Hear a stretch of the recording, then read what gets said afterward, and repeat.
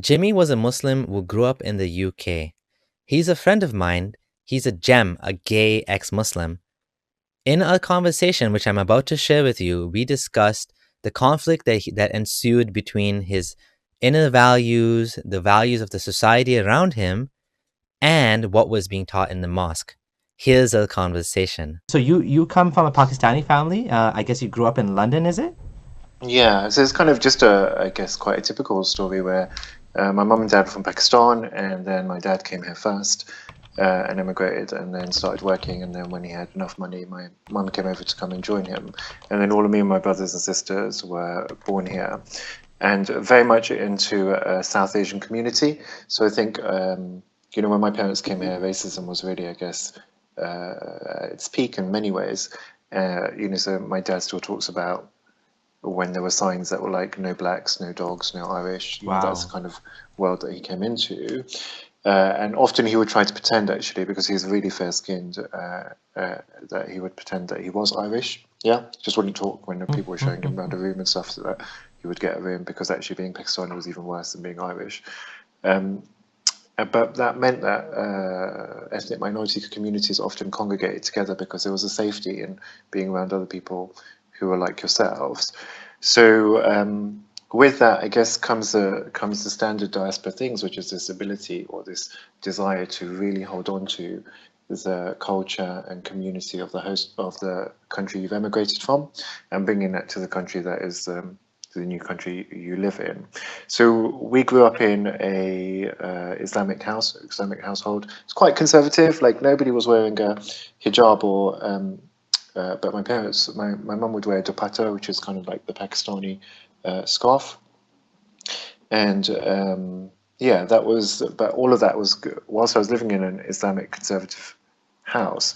At the same time, I was going to a secular Western school, so there was this kind of contradiction, I guess, in terms of some of the things that we were learning at home with compared to the things that we were learning at school. And then also on a Saturday, we would often go to um, Arabic school, like to learn how to Madrasa, read the kind of. Quran. Yeah, kind of like so. I mean, it was a bit depressing because it was actually in the school where we studied. So it was like you'd go Monday to Friday to this school, and then you go back on the Saturday to the same school, but it would just be hired out by the Muslim community, Ah, and you'd learn how to read Quran there, okay. which I don't know. I don't know whether you enjoyed that or not, but for I me, I hated I it. Yeah. hated it so much. I Just this idea of reading something in a language yeah. that I didn't understand. And that was another thing I really hated about Islam, was actually praying in this language that I don't understand, reading in this language that I don't understand, and the value that was placed. Fair enough if you're going to make me read this language that I don't understand, but at least acknowledge that it's such a um, unworthy and fruitless activity to have me just mouthing noises that I Yeah. don't understand. But the value that was placed on your ability to make sounds that you didn't understand or comprehend is just mind blowing now. Hmm. Like when I look back, I'm like, actually, if I could read that Quran from Sipara number 1 to 30, I think it is. Like everyone cracks a party, right? Like they just, oh Yeah. my God, my son's finished the whole Quran. He's amazing. He's like a mufti in the making. And it matters not one bit that I don't understand a word of what I've read. Yeah, that's a funny Con thing, eh?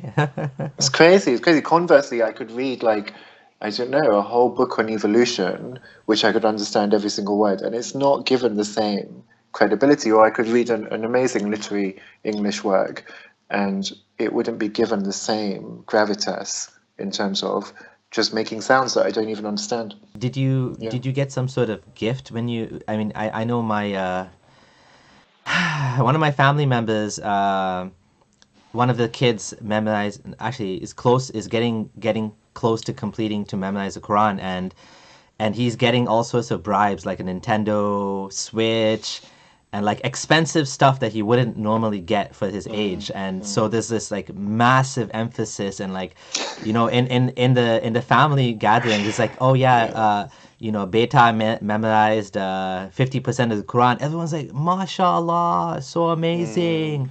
mm, So yeah, that's I think this is one reason why to me, like religion is such a waste of effort. And I mean, you can say there's some sort of artistic value to it, maybe, but like to read it, to just pronounce it is one thing, but to like to memorize it, it's such a pointless effort. Like it's such a waste of time. It comes out of the idea of like back then, if nobody memorized it, it was gone. Like that was how you preserved the religion. Now it's Yeah. like it's so stupid. It's just like it's such a pointless, fruitless exercise, like you said, right?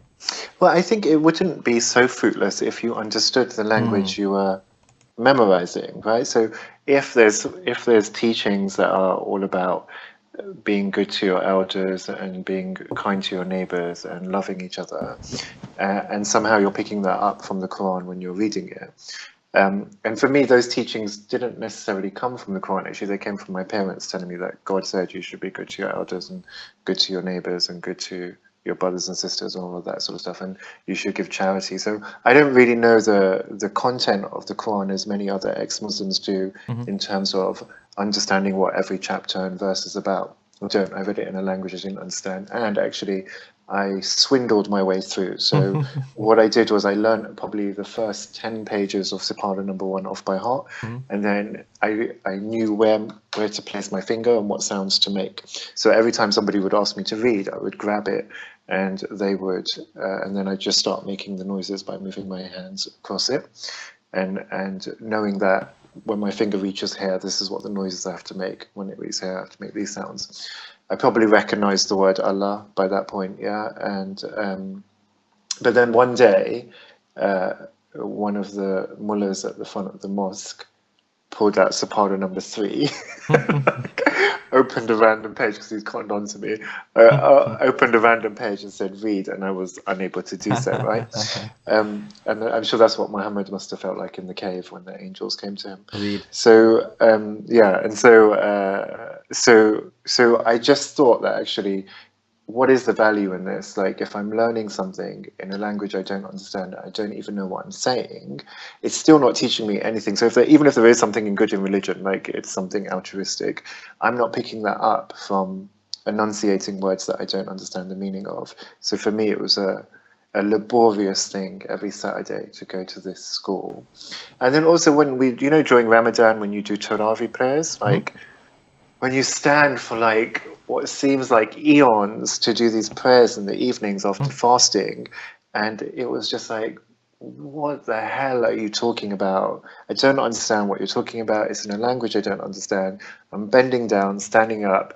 I've just been not eating food for however many hours, but somehow this is supposed to bring me closer to God, So that was kind of just the Arabization of Islam, given that it's supposed to be a religion for the entire world, was just completely nonsensical for me. I think also the what you mentioned earlier about, you kind of touched on incentivizing people to complete the Quran. So definitely I would have that. So if I did well in a chemistry test or a biology test, my dad might give me like £1 or £2 to be like, well done.